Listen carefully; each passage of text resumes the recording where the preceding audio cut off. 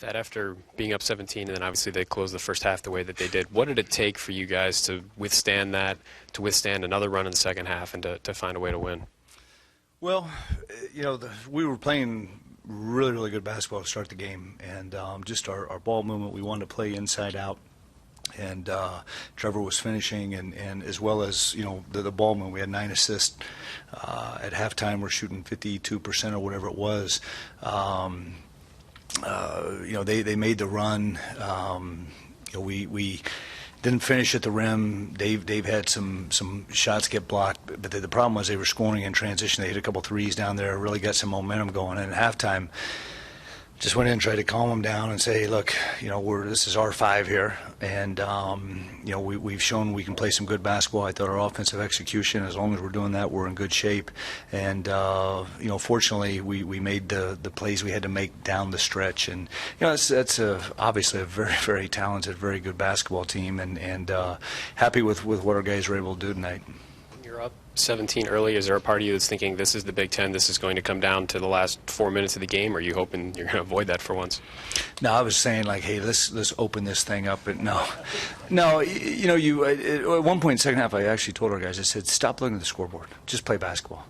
Just get lost in the game of basketball. Don't worry about the score. All your emotions need to be positive. We're okay here. Just don't even look at it. And they had us down 18 up there, and we came back. And but it is sort of Big Ten basketball. Trevor comes up big, but Mark, you've got to be encouraged that Mark looks for a shot. He buries the big 3. Yeah. Seemed like he was comfortable, maybe. Yeah, I thought Mark was tremendous. That step back 3 was a huge play for him, and excuse me, I don't think I've ever done that before. Thank you. But no, I thought he posted strong. He played strong.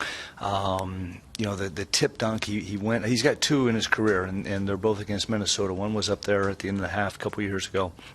And it was good to see him back and forth. He didn't play particularly well last Sunday against Northwestern, and I give him a lot of credit for coming back and playing tonight.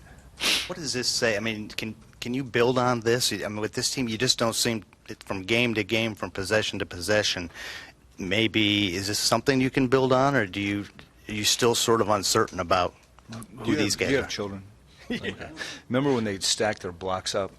Okay, with this team, we just knocked them all down, and tomorrow we got to start stacking them back up again to get ready to go to Iowa. And I told our guys, I mean, we've proven if for once we feel good about ourselves, it's not a good thing, and it's just we got to rebuild ourselves back up and get ready to go Saturday night. You mentioned not feeling good about yourself, and I asked them if you can take positives from getting a win, even though you maybe didn't play the full 40 minutes you guys talk about. And Trevor's answer was no. We can't feel good. Is it good to hear that those messages are getting across to them, that they know that it has to start all over? Yeah, no, I mean, every day is day one. And I think from the standpoint of when we're in the position we're in, there's a lot of basketball to still be played. And the second that we feel like, hey, we got this figured out, that's not a good thing for our team. And we just got to keep, like I said, we'll come back tomorrow. And Iowa's a little bit of a unique team. They're changes defenses and do a lot of different things. So we got to be as sharp as we can when we go there.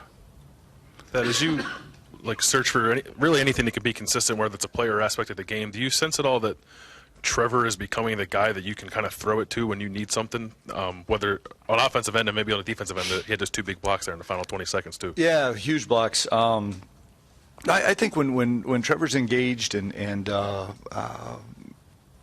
think he's as good as anybody, and there's moments where he can get out of sync. As long as we can get him back in and he lets us coach him and get him back into the mold or the fold of what we're trying to do, he's very effective. And he's a guy that obviously we need him to play well and just do what he's supposed to do. And when he does that, good things happen. Has it been any easier maybe this year to get them back into it? Maybe if it was a little tougher last year, has it been easier for you guys at all to get them back into the games if something goes wrong? You know, I don't know if I can name one thing easy about coaching anymore. I really don't. But I'll think about it and give that to you on Friday. But no, Trevor's a kid that cares. I mean, he cares about winning. He cares about his teammates. He cares about the program, and happy for him.